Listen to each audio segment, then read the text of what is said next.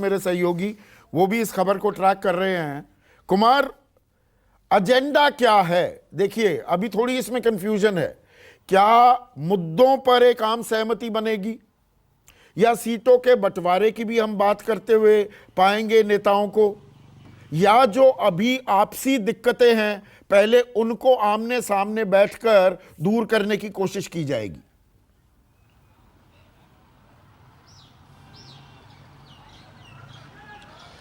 देखिए संदीप, आज की जो ये महाबैठक आप कह सकते हैं, इसमें एक चीज़ बिल्कुल साफ हुई है। जो आपसी दिक्कत है, शुरुआती तौर पे आप इसे कह सकते हैं कि उसको दरकिनार करते हुए, चूंकि कांग्रेस विपक्ष की सबसे बड़ी पार्टी है और बैठक नीतीश कुमार ने बुलाई है, और वो यहाँ पर बैठक के लिए राहुल गांधी और उसके कांग्रेस के राष्ट्रीय अध्यक्ष पहुँचे हैं, तो कहीं ना कहीं एक जो व्यक्तिगत एस्पिरेशंस हैं एज ए पार्टी, उसको किनारे करते हुए तमाम राजनीतिक दल यहाँ पे बैठ रहे हैं। तो ये कह सकते हैं कि ये जो महाजुटान है विपक्ष की, उसमें एक हद तक एक पैसे की, आप अगर 1 रुपए का हिसाब हो तो 25 पैसे की कामयाबी मिली है। रही बात एजेंडे की, तो जाहिर तौर पे आपने देखा अलग अलग सुर राहुल गांधी का, राहुल गांधी का नहीं, अरविंद केजरीवाल।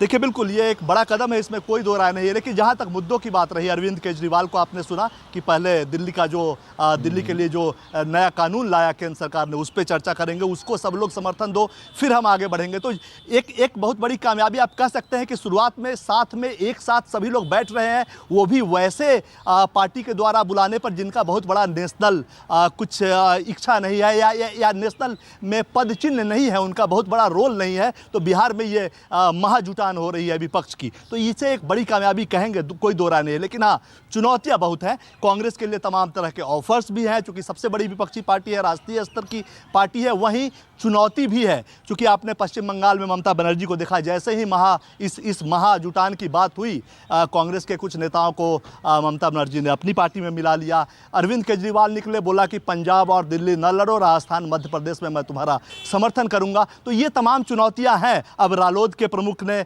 कल बैठक में आने से बीमार हैं, या जो भी वजह रही हो, वो उससे अलग हो गए। उसके अलावा नीतीश कुमार पे जो सबसे बड़ा हमला है, खासकर बीजेपी की तरफ से बात करें, कि 7 पार्टियों के गठबंधन को जो व्यक्ति संभाल नहीं पा रहे हैं, हम यानी कि जीतन राम मांझी अलग हो गए, कुछ दिन पहले वो एनडीए की तरफ जा रहे हैं, वो पूरे विपक्ष के गुच्छे को कैसे संभालेंगे उनके अगुवाई में? पर ये छोटी खबर को बैठक हो रही है। यहाँ एक बात जरूर है कि एक मिनट कुमार गौरव, ये छोटी खबर को बड़ा करने की बीजेपी भी कोशिश कर रही है। अरे जीतन राम मांझी वो कोई इतने बड़े कद्दावर नेता नहीं, वो नीतीश ने मुख्यमंत्री बना दिया था तो इसलिए चर्चाओं में आए, कि छोटे मोटे 1-2 कहीं जहां पर चिंक्स इन द आर्मर दिख रहे हैं, उन्हें एम्पलीफाई करने की भी कोशिश है क्या? ये एक छटपटाहट भी दिखाती है क्या बीजेपी की?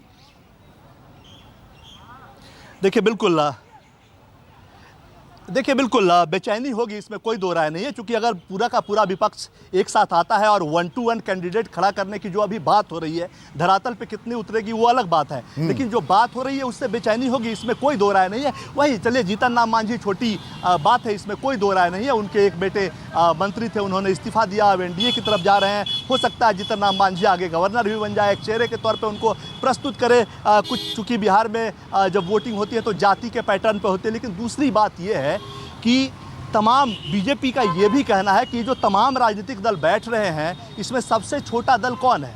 सबसे छोटा दल खुद जेडीयू है, जिसके मुखिया नीतीश कुमार अभी बिहार का नेतृत्व कर रहे हैं। उनकी संख्या बिहार में अगर 3 बड़े दलों की बात करेंगे तो सबसे छोटी संख्या है उनके जेडीयू की। तो ये भी एक काउंटर के तौर पे आप सवाल बीजेपी की तरफ से उठाया जा रहा है। देखिए, कुनबा किसका बड़ा है कुमार? कुनबा किसका बड़ा है? अब ये गठबंधन धर्म की दुहाई सिर्फ विपक्ष नहीं, बीजेपी भी देती दिख रही है, तो पुराने साथियों को फिर से तलाश रही है। जेडीएस से बात चल रही है, टीडीपी से तो बात हो ही गई है मुकम्मल, शिरोमणि अकाली दल को भी सहेजा जा रहा है, साधा जा रहा है। तो क्या अब ये गेम इस स्टेज पर भी जाता दिख रहा है कि भाई किसके साथ कितने और कितनी मजबूती के साथ?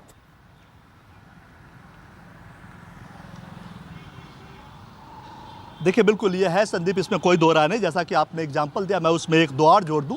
बिहार से मांझी की तो बात हुई ही। छोटे प्लेयर्स जो है, देखिए बीजेपी अमूमन ये प्रयास करती है, उसका ये मकसद नहीं होता कि बड़े जो प्लेयर्स हैं उन्हीं को साथ लाया जाए। छोटे प्लेयर्स, एक ब्लॉक में भी या एक जिले में भी 5-6 लोकसभा की सीट होती है, वहाँ से भी अगर कोई मजबूत है तो उसको भी साथ लाओ। उत्तर प्रदेश में भी कई दलों पर डोरे डाले जा रहे हैं, बिहार में भी मुकेश सहनी को सुरक्षा भी दी गई, उन्हें भी साथ लाने की कवायद है। इसी तरह तमाम राजनीतिक दलों का। वहीं आप देखिए तो विपक्षी एकता से जो दूर हैं उनकी भी बात करनी पड़ेगी। वाईएसआरसीपी दूर है, बीजू जनता दल दूर है, टीआरएस जो अब बीआरएस है उसके नेता भी दूर हैं।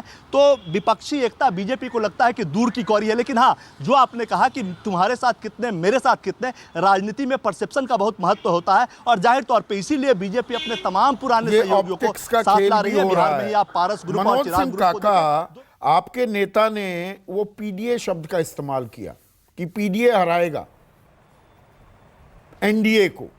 पीडीए मतलब पिछड़ा, दलित, अल्प। एक मिनट सुनिए तो ना, सवाल तो सुन लीजिए, इतने उत्साहित क्यों हो रहे हैं? ठीक